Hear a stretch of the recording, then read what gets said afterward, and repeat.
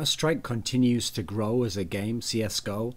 It's a game that has always historically been quite easy to get into as a spectator. It's one of the ones where you don't necessarily have to have played it to at least pick up some of the concepts of, here's the guy, he's trying to shoot this guy, they plant bombs, they defuse bombs, they start the round, they buy guns. These concepts all seem fairly easy to pick up in comparison to some of the more abstract concepts in MOBAs or arts games like Dota 2 or League of Legends.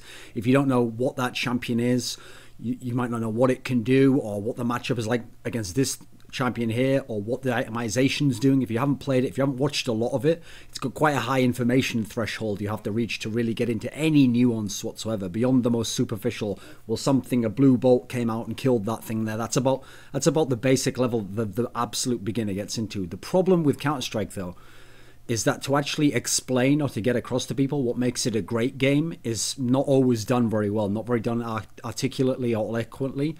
And before I get into why I think it's a great game, especially a great esports game, I'll actually kind of go into that topic a little bit to explain why it's important to explain it because, well, that itself's not very eloquent.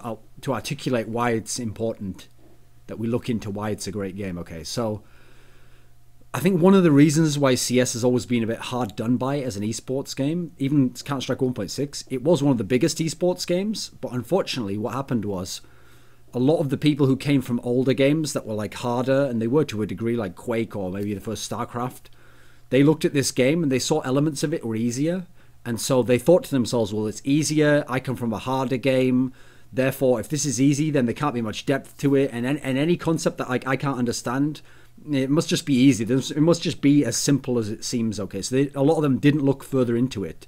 And so the first problem with CS as a game that plays into that sort of stereotype is when people watch the aiming in the game, okay? They watch the most superficial level of the action, which is people with the crosshair aiming it on people, shooting, did he hit, did he not hit, how accurate was the hit, was it a headshot, was it a kill?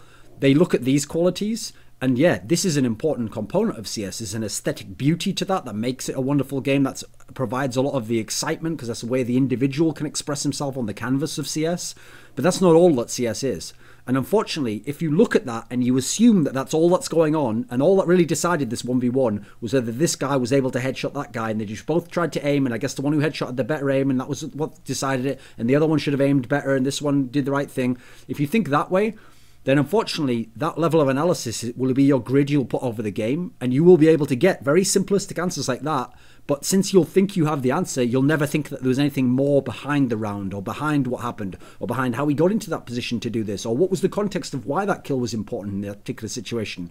And so unfortunately a lot of people from other games came into CS even just as viewers and thought that's all that was going on, was this. And in this respect, I feel like CS got unfairly conflated with games, modern day games like Call of Duty, where there does seem to be a lot of those components going into the esports aspect. Admittedly, I'm not an expert in those games, so I wouldn't speak at any sort of length or attempt to go into the depth, but it does seem like they have less of some of the other factors that are going to make CS great as I go into it now. Also, because of that aspect of like, it's either just aiming and headshotting, or this guy was just camping behind a box from other games, this made people assume that there wasn't anything going on. Whereas when you actually get to know some of the other qualities behind the game, you'll see as I go into later, that actually some of the aiming components might not even be that relevant. As great as that play was in the moment, the actual effect on the overall game can sometimes be quite insignificant no matter how great the individual play was. So let's start in that realm, shall we? The skill realm of CS. Now in CS, it's not even just like there's one type of aim. It's not a one-dimensional game actually. In the broadest sense, it is one-dimensional in the type of aiming that exists to a degree, because in something like Quake 3 or Quake Live or Quake 2 or Quake 1, there's a variety of styles of aiming, okay? So you have like the lightning gun is like a tracking weapon, you have to keep the bolt on them to do as much damage as you can. The rocket launcher is like a prediction weapon where you have to predict where the enemy's going to be when you fire it. Likewise, the grenade is a different type of a prediction weapon because it's even more in that line. There's all these different styles of aiming, so to be a very good player, you actually have to be good at multiple different ones. Now, admittedly, in CS, a lot of it is just the pure hit, what we used to call in Quake, hit scan tracking aim, where you're just trying to keep it on him and spray it and shoot it like that, or the rail sort of long-range headshot burst style of like, just get it on him, shoot once, now get onto another one, shoot once. In that respect, it's one-dimensional, but even within that, there's so many different types. There's guys who have incredible just raw aim, precision to be able to put it on someone. There's the consistent tracking style. So, for example, Forrest has incredible precision aim, but Geralt has better consistent tracking aim with spraying and moving around. There's flick shooting, that style. There's crosshair positioning. Just having great crosshair positioning that certain players do. A good example now would be Crims. If you have really great crosshair positioning, always knowing where to have the crosshair before the shot takes place, before the action happens, you can make a shot so much easier for yourself that if you're very skilled like that player is, Crims, you will be one of the absolute best players because you've got it all going for you. You've made it easier and you're very skilled anyway. You're going to have the whole game going for you. There's the movement aspect. Not only is movement vital in terms of like how you close distance, how you get towards a position, how you advance your position as terrorists or get back into a site for a retake as CTs, but crucially the dodging element. Knowing how the enemy fires, what his strengths are, how will you dodge, how will you make the shot harder for him, how will you make his crosshair positioning worse, how do you make his positioning as a player not as impactful on what's going to happen in this next instance here. So a key principle, I'm going to outline principles as I go through these different aspects. A key principle at this point is exactly what I was kind of getting at there. We have this incredible raw aim, and aim is very much rewarded if it's used correctly in the game, and we can see that players like JW and Shocks and Forest can have an insane effect on the game with their aim. But there will always be a core principle in CS that even in CSGO still exists, which is that positioning, as in being in a better part of the map relative to what's about to happen in this action here. So if he's coming into this site and he doesn't know where I am and I have a spot where I have a very easy shot on him initially and he has to scout, find where I am, then aim onto me, then take a shot, maybe even have a wild move around. All of these aspects, the position allows you to either overcome what might otherwise have been a skill imbalance for you. So your opponent has a skill advantage of you in some raw sense. It allows you to not only overcome it, or potentially neutralize it, or at least just even the ground up a little bit. This is a core concept because this is why CS isn't just a game where if it was like what the people dumbing it down would be, it really would just be a game where every team was the best 5 aimers they could acquire for their money and status and the sort of people who'd want to play for their team. It'd just be 5 all-star aimers versus 5 all-star aimers and another 5 all-star aimers here and another one here, and who got the most headshots and who did the most best in that sense. But that's actually a very there's only a kind of superficial degree to which CS is that at all. You have to have some aimers. You have to outshoot the enemy in some situations. Probably the team that has the most kills overall will be more likely to win. But it's not a hard and fast rule for any of that sort of scenario. I mean, think about the LDLC team that got to the semi-final of the last major at ESL 1 Cologne, and potentially could have gone to the final. Maybe even should have if you saw how Nip beat them. That team really was not on the skill level of any of the other teams at that stage of the tournament. They were much worse, but they had a great tactical approach. As a result, they would be in right positions. They would create favourable situations that either evened up the skill gap or actually put them ahead by having a better position. Because if I have a significantly better position, the shot's so easy for me, even if I'm not a skilled player, and so hard for you, even though you're a very good player, that actually it can sometimes be entirely in my favour, and I'm the worst aimer. And yet we're thinking that the aiming concept is what getting you the kill here, but actually it's how you set up the aim. So that's a core principle to go into. And the reason why I bring that up as well is because people will unfortunately see the highlights, and a lot of the most exciting highlights are going to be sequences where someone aggressively pushes in quick, rapid succession, gets kills and creates amazing shots. And obviously the most spectacular shot is actually the one where he didn't just have his crosshair Crim style perfectly on the corner, then an enemy comes around and he just uses correct technique and just kills that guy what seems very easily, but actually it's hard to know how to do that intuitively and set it up. Instead, the most impressive highlight is going to be Scream looking around a corner. He doesn't know where the enemy is. The enemy's maximum other side of his screen. He instantly sees him, moves all the way over, flicks, instantly headshot. That's going to be the most impressive, but it's actually the least likely, and it's actually the most difficult to execute. And that's the key point here. CS doesn't actually favour aggressive play or defensive play. It's a spectrum of aggression. And I wouldn't even say just aggressive or defensive. You could say aggressive or passive. You could say proactive, reactive. You could have all these different terms for it, but the point is there's a whole spectrum. It's not one or the other, and it's not that it favors one or the other. It all depends what your skill set is and how you bring it to the table and how you actualize it in the game. Crucially, how skilled are you? If you're incredibly skilled, you might be able to make a particular style of aggressive play work. If you aren't quite skilled enough, you try that super aggressive style. We've all seen these guys in matchmaking, even in pro games. You're going to die quite a lot, and actually you're going to put your team at a disadvantage. Now the game's punishing you for aggression. If you're smart enough, you might be able to do certain types of aggression at the right time, scouting the right enemy, knowing that, okay, If I push up initially, he'll try this type of shot and not allow my teammate to cut. These sorts of things you can make it work. Likewise, playing in sync with your teammates and the style, the strategy overall of your team, what your team's approach is. That will determine whether your aggressive approach is rewarded or punished by the game. If you're the sort of guy who's super aggressive and you go out in that situation, even if you get kills, if your sort of team's a very reactive, passive style of team who aren't going to follow up on that, maybe for a trade, or they aren't going to make use of that scenario because they're just going to play default and then the terrorists go wherever they want, actually you might be punished again for your aggression. Likewise, defensively, if you play overly aggressive, we've all seen the person who never seems to go in, always saves, just tries to wait around every corner, and it becomes predictable. It becomes easy to exploit. Anything that's super predictable, to a degree, becomes exploitable because then you can do what you know the counter is.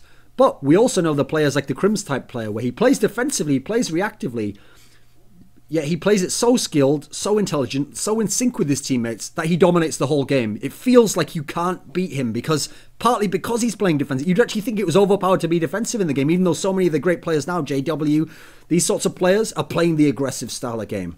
So now we've talked about some of the skill concepts. Let's actually go on. Oh, I've got one more skill concept actually, I just remembered. When people see the weapons in CS also, they're going to think to themselves that the game balances and favours one or the other. But another core principle from CS that's always existed is that part of the game's balance comes from the fact that AWPing and rifling are so different that they each have their own strength and weakness. Depending on who you are as a player, they'll to some degree, they'll always exist. So, okay, AWPing allows you in reasonable succession. You have to reload the weapon, obviously, in terms of putting the bullet in and rescoping. Allows you to kill one guy, then just kill another guy with another bullet, kill another guy with another bullet. So in theory, you might only have to shoot 4 shots accurately, but you kill 4 people. That's incredible compared to a rifle. It must be overpowered, right? No, because when you were AWPing, the certain positions you take up sometimes mean if you miss, you have to entirely give that position up and give ground up to the terrorists, which is what terrorists are often trying to gain beyond just a kill. Likewise, when you're AWPing, you become less mobile in theory. Now, I'd ignore the CZ issues that we're seeing at the moment. As a principle, this still applies. You become less mobile. You're stuck in position, then you're having to move to another one, and then you have to quickly take a position to take a shot, so it limits your range of where you can be and how long you can be moving and potentially doing any shots. Likewise, if you go over to the rifle, okay, you can't just shoot 4 shots and get 4 kills, assuming you don't get some insane headshots and with like an AK into enemies with no armor. You know, assuming it's not an extreme example like that, with a rifle, you can't really do that. But you have incredible mobility to balance out what happens there. So if you're playing versus an AWPer and he misses you, well, now you don't have to kill him. You can now advance position. You can force him into a position. You can now rush down on him and make his shot harder while you have all the time to shoot shot after shot after shot, to pause to shoot, to run and shoot, to jump and shoot. You can do all these things. The versatility of the rifle in terms of how you fire and use it is great. Likewise, if you're an AWPer, that can be great CT side when you're just holding one angle and you get the information, you get the shots off. You get scouting information because you can look further. You can ensure that you lock that spot off. There's a benefit. What's a negative? When your teammates die in the other site, it's very difficult to retake that site if you're an AWPer. You have a lot less options. If you had the rifle in that situation, yeah, the rifle's going to be harder to hold that particular spot. But when you come to the retake, you can have a lot more versatility. You can go in quickly. You can take a guy outside. You can shoot from any range you want, whereas with the AWPer, you're usually limited to longer ranges, since if you miss, you're fucked otherwise. Here's a concept, okay, that we're explaining. Now we'll go beyond skill, and here's the point I want to make, okay.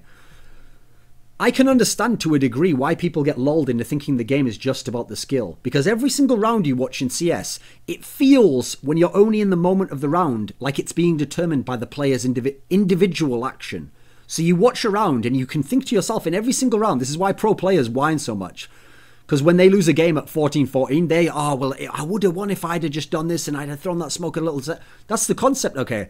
If you throw a smoke 1 second earlier, maybe actually they'd have come through the smoke and gotten out and gotten the kill onto you. Whereas if you get it down 1 second after that, maybe maybe it blocks them off so that they don't go in, or they come in and they don't get out in time and you're able to shoot them before they can see you. Same with a flashbang. Likewise, say you're in the house on Inferno as CT and you're around that little corner and then they come round but they look left, you shoot them in the back, you get a free kill instantly. They're looking right, they instantly shoot you. That's totally determined possibly the whole outcome of the round. So the problem is you'd think to yourself, all these little situations like this, it feels like every little action I take has this massive effect on the world. Surely that's what's dominating and deciding the whole game. And yet if you actually learn about the tactics and the strategy of the team, so for example, how fast they play, how which tactic they choose against a certain opponent. Then you look at the tactic. Where was this smoke supposed to go? Where was this flash? What was the aim of that? Okay, every single round there will be differences. There'll be a round where that flash didn't get someone because the enemy didn't go there. There'll be a round where having the first guy go in and look left actually did get the kill because that's where the enemy was and the guy was covering the right way. These aspects, the point is, even though the skill aspect feels like it's determining the whole thing, once you understand what the tactics are trying to do and the context of the tactics and the overall strategical approach to how to play that opponent, you'll actually see that almost every single game in Counter-Strike competitive history was actually decided and could have really been changed just on the strategical and tactical level. Did you play the right sort of tactics for your team out of your bag? Maybe it wasn't possible for you to win, in which case no strategical approach would take. But that's very rarely the case. Now, within the tactics, did you execute the strategy right? Were you executing it right and they had the counter to it? Were you executing it the right strategy but you had the wrong execution to it? And therefore, part of it was going off and someone was doing the wrong thing where they were supposed to do something else? Did you win this game because you hit A 5 times? 3 times it was successful, and so the enemy started overloading A, and then you won the key round that got you the game and got you over the hump to 16 rounds by going B after you tricked them into rotating A and loading up there.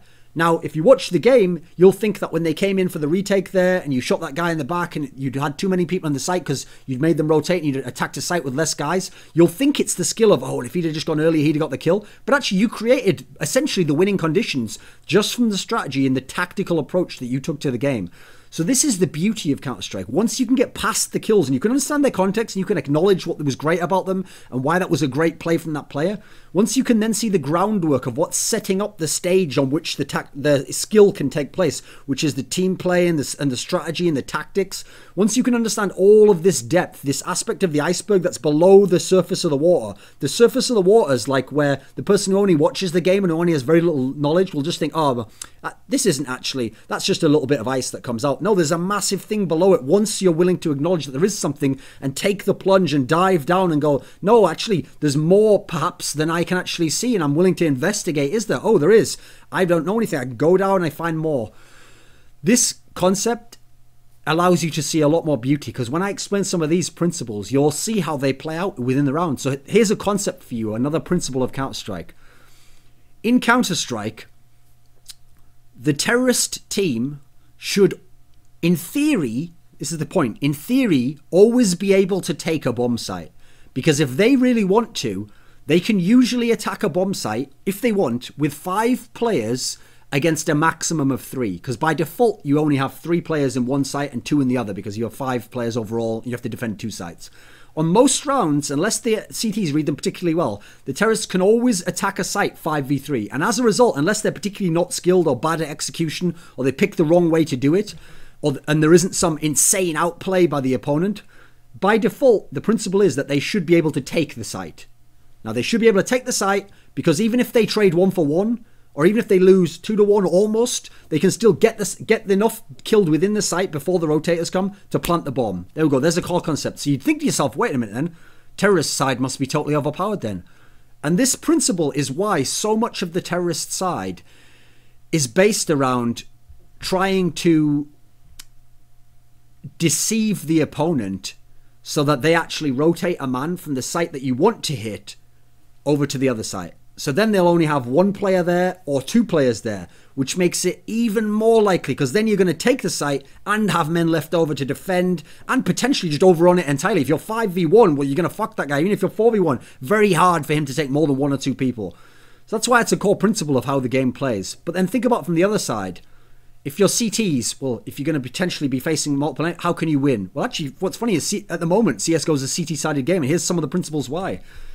If you're CTs and you have less men, there's a principle within CS that helps you, that allows you guys to get kills without dying against multiple extra opponents. What's that principle?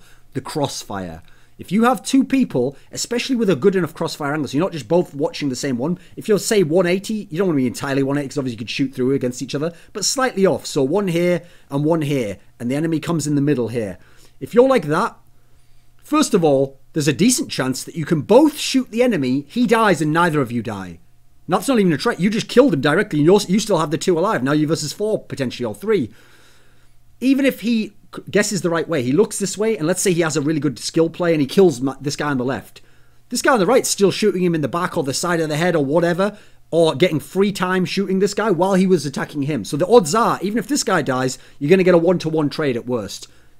Could have potentially had a 0-1 trade. Obviously, some insane plays can happen. This is why tactics are set up the right way for terrorists, to still kill both. But that's actually, as a principle, very hard to do. You have to be one of the best tactical teams to do that. So as a principle, that's a way that you can delay the enemies getting into that, taking the site. This principle exists as well. Likewise, like I said, terrorists spend all their time trying to deceive the enemy, to shift their defense to the part where actually they aren't going to attack. Because of this, a way that you can destroy terrorist attacks is to have more people at the site than the expectation is. So the tactic is built around the expectation that they're going to have, say, 3 people or 2 people at the site. So the first guy who goes in, the terrorist is going to look over here, and his teammate knows to look here, and the flash goes in there, and the smoke's going to cover this area, so I only have to be looking over here.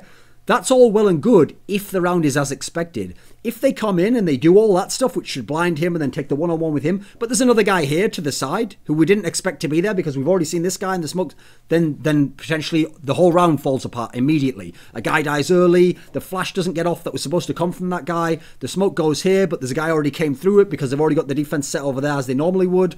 All these aspects can completely disrupt the terrorist attacks. And so you can see how these principles provide the back and forth, the fundamentals of what create the round situations that we then see decided by the skill and by the individual decisions.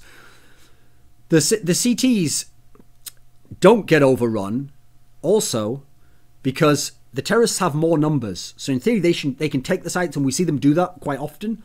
But the CTs, crucially, have better information on where the terrorists will attack from if they attack. They don't always know which site they'll attack, but once they know which site they'll attack, then they know where the guy will come from. So on B, they can only be coming at you from the tunnel or from the door or the window. And if you've got someone middle or you've got a guy watching out there, it can only be the tunnel. There's only one spot they can attack from. So once they enter the site, your crosshair placement, like I mentioned the principle before of having positioning, giving you an advantage over skill, is going to be right on them to have a better chance to kill them. Whereas when they come out of there, yeah, there are a few spots that we all know CTs are likely to be, but you don't know that they'll be there. So you might be looking on the platform, he isn't there, he's to the side. He gets shots on you while you're still having to aim onto him, then fire, and scout that there's not someone else, and all these extra information that the terrorist has to worry about.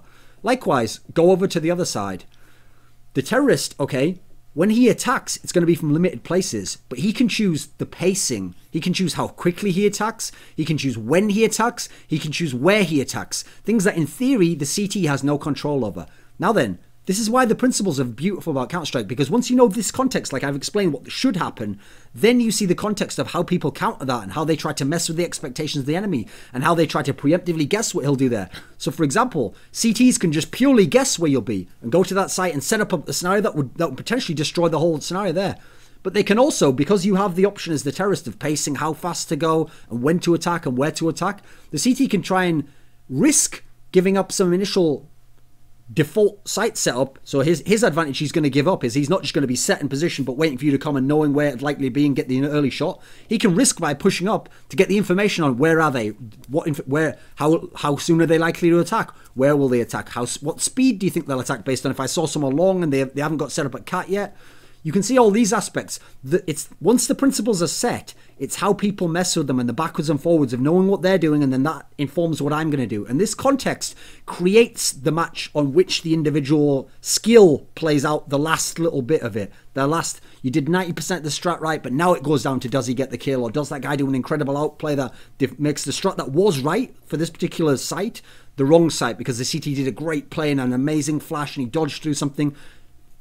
It's not one or the other that decides it. It's both, but you have to understand the proportion. And actually, amazingly, the skill proportion isn't that much. That's why the truly godlike players in CS, the Kenny S, Get Right, Shocks, really are the godlike players. Because the others all exist within the framework of this. And actually, a lot of the game is going to be determined by their in-game leader and the choices they made, and then the team play between teammates, and then following up and calls and communication. But the really, really godlike players are so extreme with their skill and their intuitive sense for the game that they can't do it mostly even rarely, even for a whole game, overcome tactical disadvantage, positional disadvantage, even great play from other players on the other team. But they can, for a round, do it. For 3 kills, do it where they shouldn't be able to. For a half, do it. Sometimes for a game. But to do that, to counter all the other amazing aspects of what makes CS great, you have to really be like the best player ever. So I even like that aspect. That balances it in itself, that you have to be that truly great and on your form and reading the game and listening to the game on an intuitive scale, even to break the rules, essentially. Now, we've talked about the skill, we've talked about like the tactical and strategical aspects of CS, and even team play concepts like crossfires and positional trading, kills, and knowing what that means in the context of the round. Another thing that makes CS a great esports game is actually the scoring and the format of the games. So we use a format called max rounds. Now, some people might not know this, but that's not actually the way you have to play the game. Max rounds basically means we play, in theory, 15 rounds a half, but as soon as you get to 16 rounds, you've won that map. What makes this unusual is you could have a system, for example, where you play a time limit of 20 minutes on each half, and then you added up who got the most rounds over all of the 2, or you could have what we used to call, I won't go into massive detail on this, we used to call charges only, where we used to do 20 minutes a half, but only the terrorist side rounds counted. And so it was almost like a time trial aspect where you were competing against what that guy had done in his time, but not in a way to directly affect it. Without going into a tangent there, we use max rounds where each round counts on the scoreboard, okay? Now, here's the thing. One beautiful concept about Counter-Strike that does not exist in a lot of other esports games. So I'm thinking now of something like Quake, StarCraft, League of Legends, Dota. All these games do not have the same kind of reset quality that Counter-Strike has. And this is something that's awesome about Counter-Strike. Think about it in Counter-Strike. Okay, if I win a round now, I get money, you get less money, you lose guns probably in that round, I maybe saved some guns. I have an economical advantage, and my score goes up 1 round. Now that in itself will have some overlap. If I keep doing that, I'll win more rounds, you'll be in more trouble, until a certain point when a bonus kicks in and that actually offsets a little bit. But to a degree, I can affect with this round win a little bit the next round win. There is an economical component, which is a beautiful context to understand behind the game of why they're making this decision and then why that tactical decision makes well. And was this an outplay because he had a less good gun than the opponent and he was able to make the play? That's all true. That's all there. But also, it isn't super extreme. One of the problems is, in something like StarCraft 2, early battle engagements that go your way or early decisions not only help you in that moment and put you a little bit ahead, but they can snowball the game and put you massively ahead to where even 4 or 5 outplays by the opponent or one big mistake still might not be enough to actually give him the game. Instead, you're just too far ahead at this point. Especially it's a problem in the MOBA and arts games like Dota 2 and League of Legends.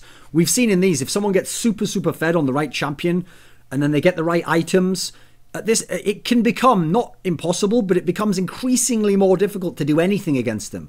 In Counter-Strike, yeah, by winning those rounds, they're closer to winning the game, but they still have to execute on the other rounds and get those other rounds to win the game. And what I mean by that is, say you were down 6-0, the enemies run the first 6 rounds up. If they run the first 6 rounds up because of, say, a tactical reason, they made some good decisions, they picked something correctly, if at that point you actually did read the game and figure out, okay, I think I know what we're doing wrong here. Here's the tweak that we can make. And then you make the one tweak, and then on successive rounds, you keep making the correct decision. You could be down 6-0, and you could now win 16-6. You could just win all 16 rounds. They never get a single round. And the reason why they haven't won the game is because if they didn't then make continual decisions correctly in the right plays and read the game themselves, they won't gain anything else because the game essentially resets every time you get to a full buy round for each team. And potentially it can be totally reset at that point. So that the early wins he got in the game aren't in any way impinging or impacting on what happens in these later rounds. There is a full reset at certain points in the game.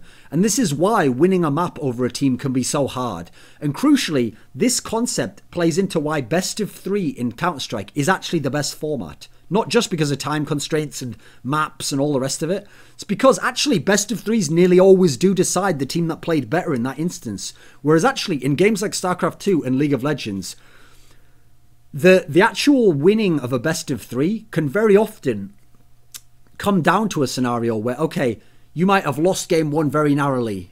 Game 2, you might lose very narrowly. So in these particular scenarios, it might literally just be 2 team fights that decide the whole series for you. You were playing awesome, making 15 correct decisions. This one at exactly the wrong time when something else is built up costs you the whole game, costs you the whole series. Likewise, what if you have an amazing, dominant Game 1 where you totally crushed them?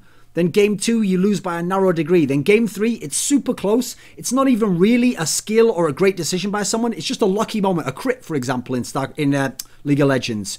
Or just some weird AI micro in StarCraft 2 decides the whole game. It doesn't feel satisfying. That's why you want it to be the best of 5, the best of 7, depending on what the game is, to feel like you really know who was the better player, who was the guy who won the game in that sense. In Counter-Strike, we don't need this. The scoring format and this aspect of the resetting imposes the real tactical and decision making, and even the skill aspect of having to adjust through the game. It ensures to a degree that the better team in terms of play on that day usually is the one that will win the best of 3. There's rare occasions it doesn't. Like I think some of the games, some of the series Nip won at ESL 1 Cologne, they probably weren't actually even the better team in terms of how they played there.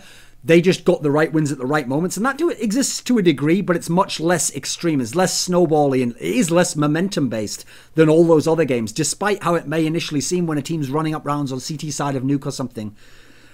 Likewise, the factor of how we ban in CS is that we ban the maps. And that, first of all, creates a strategical concept where either you ban the map that your opponent's very strong on, thus making him less likely to win a map off you in theory, or you ban a map that you're very weak on, just making it less likely that you'll lose the map because it's one you're weak on. But you have to go one or the other. You can't just ban massively out like that. You usually have to make the choice, depending on you're a very strong team, strong on many maps. You can maybe ban the map you're weak on. Maybe you're a weaker team, you want to ban the map that they're strong on to even it up a bit. This concept here means that just like in the MOBA games where they have the ban pick phase and people say, did they win and lose based on that? There's a degree to which this does set the stage of how the good teams get such close best of 3s and such close matches that are so exciting for us. Because if they just had to play map X, like you do sometimes in some of these StarCraft tournaments, then there would be times that you'd see these totally lopsided games that you don't to a degree in CS, because this strategical aspect means that when the top in-game leaders do it right, they can always at least give themselves a chance to win, or they can make the series closer in a degree than it would have if you just had to play map X, Y, and Z. So this adds another strategical component to the game. So I've gone through some of the principles there. I've kind of outlined, hopefully in an order that makes sense to people who watch the game and maybe who've only just started to play, why CS is a great game, a great esports game, why it has beauty to it, why it has more than just, yes, the wonderful aesthetic quality of what did our individual players do and how good did it look, and wow, that's impossible compared to what I can do with my aim. It also has this fundament below it, and then it has these aspects. The great in-game leaders are building cathedrals of the mind in terms of how they approach the game and what they draw the enemy into doing, and then how they impose upon him a certain approach and a style that he can't counter and he can't get through, at least in time to win the game. All these aspects here, and the way positional play and team play can overcome individual skill, but then even greater individual skill can overcome that in its own sense. And then we build all these into the fabric of what the tactic was, and then the strategy of which tactics do we choose. Once you add it all together, it's a beautiful game. And even if it doesn't seem like it initially, if you're willing to believe it could, well, you don't have to even believe it, just to have an open mind to it, experiment with it, try it out, think of the game in these ways. Does it fit? Try and put new models onto how you think of the information you have and see what comes back at you. Because in my experience, there's a lot of depth to the game. And I think that actually the amount of depth there is depends on the level of the player's mind who plays it, on the level of the mind of the spectator who's willing to think that certain things are possible and allow those possibilities to manifest in the world if they are in fact the case. And yeah, you can overthink some things, but sometimes you'll be surprised at the depth that can exist in the game.